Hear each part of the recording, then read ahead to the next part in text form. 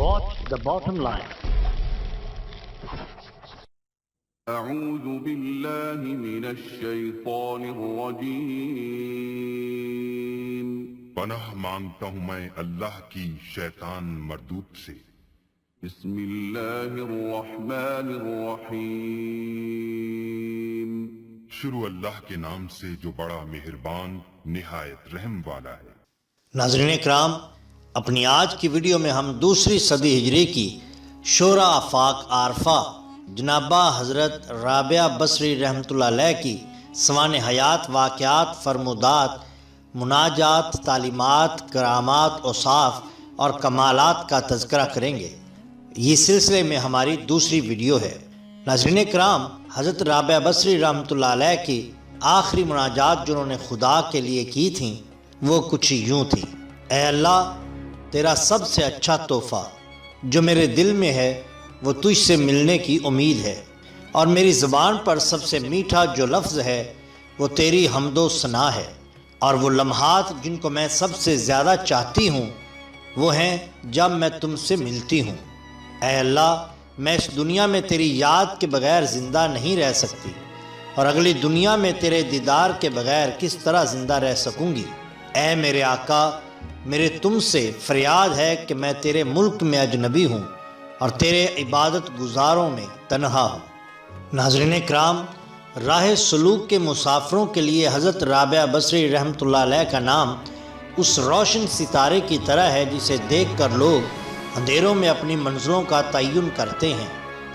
آپ اسلامی تصوف کی قرون اولیٰ کی ان اولین شخصیات میں سے ایک ہیں جنہوں نے معرفت کی پرپیچ اور سنگلاخ وادیوں میں سالکوں کے لیے نہ صرف کئی نئے احوال اور مقامات کی نشاندہی کی، کئی راستے تخلیق کیے، بلکہ اس میدان میں مردوں کی اجارہ داری بھی ختم کی اور خواتین کے لیے بھی اس وادی کو کھول دیا، یہاں تک کہ وہ تصوف کے ایک بلند درجہ اور مقام جس کو قلندر کہا جاتا ہے تک جا پہنچی، اور آنے والے دو قلندروں یعنی حضرت لال شہباز قلندر رحمۃ اللہ علیہ اور حضرت بو علی قلندر رحمۃ اللہ علیہ کی پیش رو بنی۔ حضرت رابعہ بصری رحمۃ اللہ علیہ نے اپنے دور کے عظیم اور بلند پایہ اولیاء کرام جن میں جناب حضرت حسن بصری رحمۃ اللہ علیہ، حضرت ذوالنون مصری رحمۃ اللہ علیہ اور حضرت سفیان ثوری رحمۃ اللہ علیہ سے بھی خود کو نہ صرف منوایا بلکہ برابری کی سطح پر ان سے مکالمہ کیا، اور تصوف کے بہت سے معاملات میں ان کو راہ دکھائی، جیسا کہ ان کے حالات زندگی سے بھی عیاں ہے۔ یہ بات تو روز روشن کی طرح عیاں ہے کہ حضرت رابعہ بصری رحمۃ اللہ علیہ کو یہ بلند پایہ مقام اسلام کی برکتوں کی وجہ سے حاصل ہوا، لیکن اس کی تفصیلات کے لیے ہمیں تاریخ کے جھروکوں میں جھانکنا پڑے گا اور یہ دیکھنا پڑے گا کہ وہ کون سے حالات و واقعات تھے جنہوں نے رابعہ ادویہ نامی ایک عام خاتون کو حضرت رابعہ بصری رحمۃ اللہ جیسے بلند مقام پر فائز کر دیا۔ تصوف اسلامی کے ہیکل میں جس ہستی نے سب سے بڑھ کر اور سب سے پہلے حب الہی کو ایک مستقل اور محکم مسلک کی صورت میں پیش کیا وہ صرف حضرت رابعہ بصری رحمۃ اللہ کی ذات ہے۔ ناظرین اکرام، آپ رحم اللہ دنیا اور دنیاوی معاملات سے کوئی سروکار نہ رکھتی تھی، دن بھر روزہ رکھتی، رات کو جاگ کر عبادت کرتی رہتی، قرآن کی تلاوت روز کا معمول تھا، کئی دن گزر جاتے اور گھر میں کچھ نہ ہوتا کہ جس سے روزہ افطار کر لیں، اکثر پانی کے ایک گھونٹ سے روزہ افطار کر لیتی تھیں، اور اس پر بھی ہر وقت خدا کا شکر ادا کرتی رہتی تھیں۔ آپ کے اس جوش اور ذوق عبادت کو دیکھ کر ایک شخص نے آپ رحم اللہ سے پوچھا کہ آپ جس کی عبادت کرتی ہیں اسے دیکھتی بھی ہیں یا نہیں؟ تو حضرت رابعہ بصری رحم اللہ نے جواب میں فرمایا، اگر اسے نہ دیکھتی تو عبادت ہرگز نہ کرتی۔ روایت ہے کہ ایک بار سفیان ثوری رحمۃ اللہ علیہ آپ کے پاس تشریف لائے اور رات وہیں قیام کیا، دونوں رات بھر مصروف عبادت رہے۔ صبح کو حضرت رابعہ بصری رحمۃ اللہ علیہ بہت خوش نظر آئیں۔ حضرت سفیان ثوری رحمۃ اللہ علیہ نے سبب پوچھا تو کہا کہ میں اس بات پر خوش ہوں کہ مجھے اللہ نے نماز پڑھنے کی توفیق دی۔ مزید کہا کہ عبادت کی توفیق عطا ہونے پر ہم کسی طرح بھی معبود حقیقی کا شکر ادا نہیں کر سکتے، یعنی یہ اللہ تعالیٰ کا اتنا بڑا کرم ہے کہ اس کا جس قدر بھی شکریہ ادا کیا جائے کم ہے۔ اسی شکرانے کے طور پہ میں کل روزہ رکھوں گی۔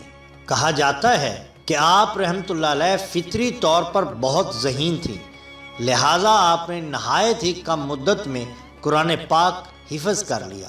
ساتھ ساتھ آپ نے فقہ اور حدیث کی تعلیم بھی حاصل کی۔ آپ رحمۃ اللہ علیہ امور دینیہ کے سیکھنے میں مردوں سے فوقیت لے گئے، یہاں تک کہ آپ رحمۃ اللہ علیہ اسرار فقہ و حدیث اور تفسیر کے رموز خوب سمجھنے لگی تھی۔ پھر آپ رحمۃ اللہ علیہ نے ان علوم میں اس قدر مہارت حاصل کر لی کہ جب آپ رحمۃ اللہ علیہ واعظ فرماتی تو بڑے بڑے محدث اور فقیہ حیران رہ جاتے۔ یہ بات بھی طے شدہ امور میں شامل ہے کہ آپ رحمۃ اللہ کی بارگاہ میں بڑے بڑے علماء نیاز مندی کے ساتھ حاضر ہوا کرتے تھے۔ ان کی باوقار علمی مجالس میں حضرت سفیان ثوری رحمۃ اللہ علیہ جو امیر المومنین فی الحدیث کے لقب سے یاد کیے جاتے ہیں ہمیشہ حاضر ہوتے تھے۔ مشہور و معروف بزرگ حضرت مالک بن دینار رحمۃ اللہ علیہ اور جناب شیخ عبد الواحد رحمۃ اللہ علیہ جیسے اصحاب بھی آپ رحمۃ اللہ علیہ کے پاس حاضر ہوتے اور اپنی علمی پیاس بجھاتے تھے۔ ناظرین کرام، کہا جاتا ہے کہ جناب حضرت رابعہ بصری رحمۃ اللہ علیہ کی ابتدائی زندگی اسرار و معرفت کے عظیم الشان واقعات سے بھرپور ہے، جس سے معلوم ہوتا ہے کہ آپ کا بچپن عام بچوں سے مختلف تھا۔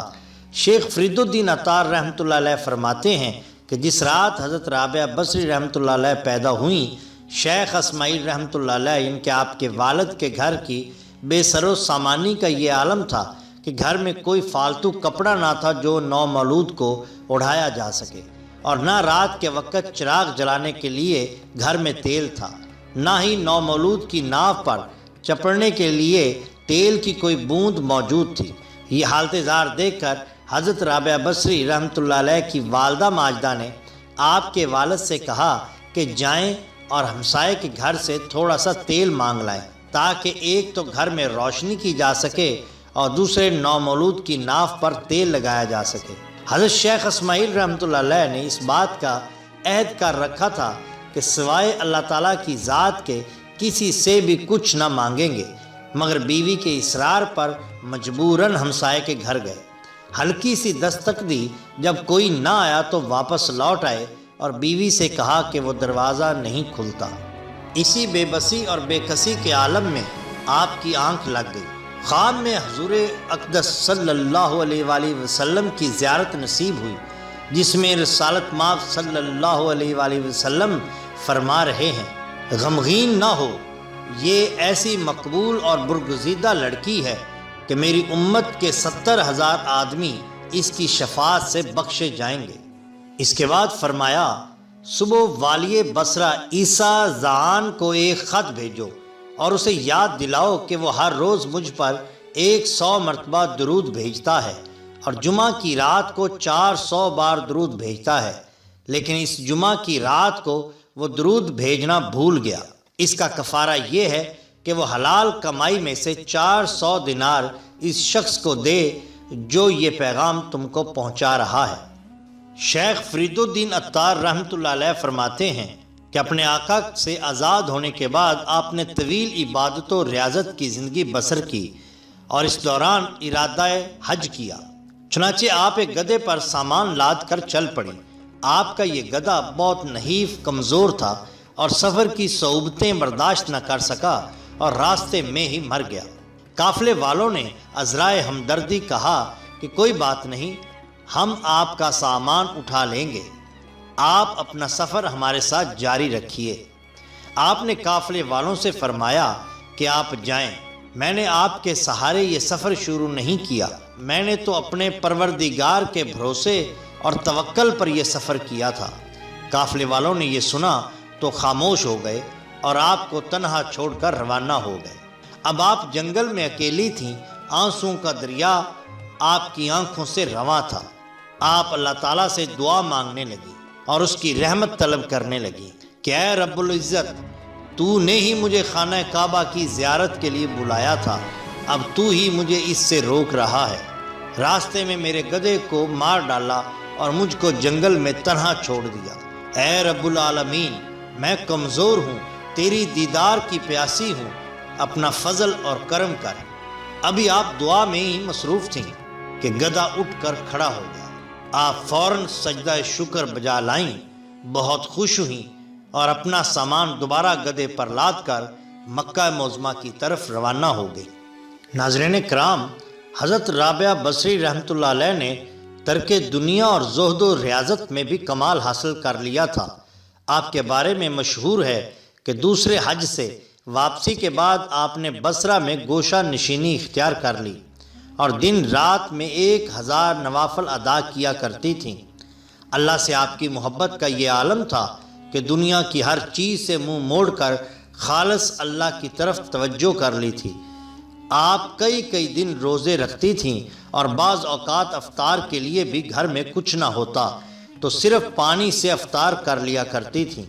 آپ پیکرے تسلیم و رضا تھیں، یہ سب خاموشی سے برداشت کرتی تھیں۔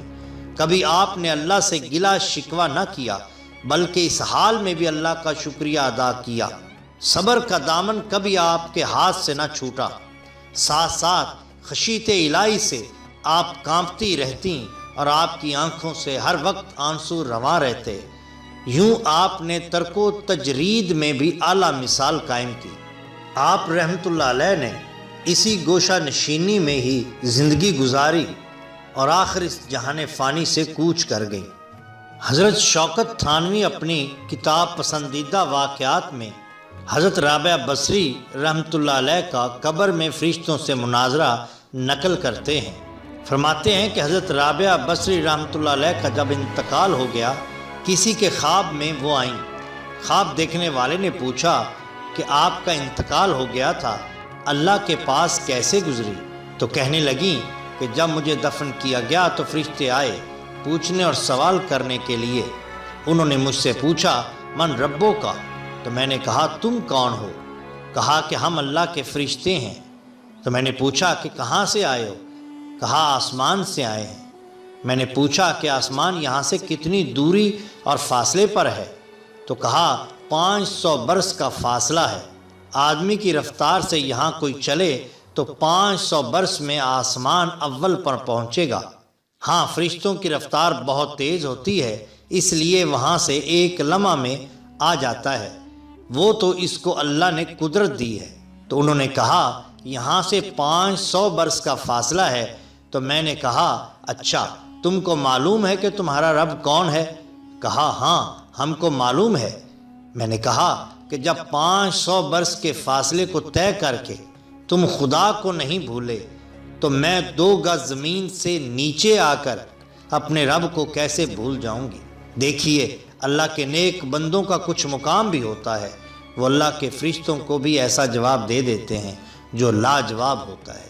ناظرین کرام، اگر آپ کو ہماری یہ ویڈیو پسند آئی ہو تو لائک کیجیے اور سبسکرائب کیجیے ہمارے چینل دا باٹم لائن کو، تاکہ ہم آپ کے لیے اور بھی بہترین ویڈیوز لا سکیں۔ اپنا اور اپنے دوستوں کا بہت خیال رکھیے۔ اللہ اور اللہ کے رسول صلی اللہ علیہ وآلہ وسلم سے بہت محبت کیجیے۔ آپ کا بہت شکریہ۔ اللہ حافظ۔